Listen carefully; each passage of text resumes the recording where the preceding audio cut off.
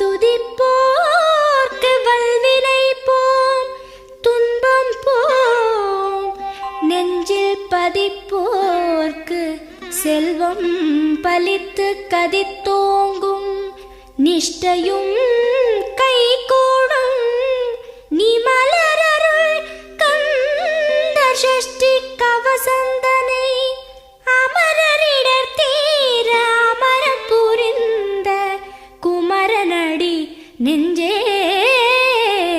குறி.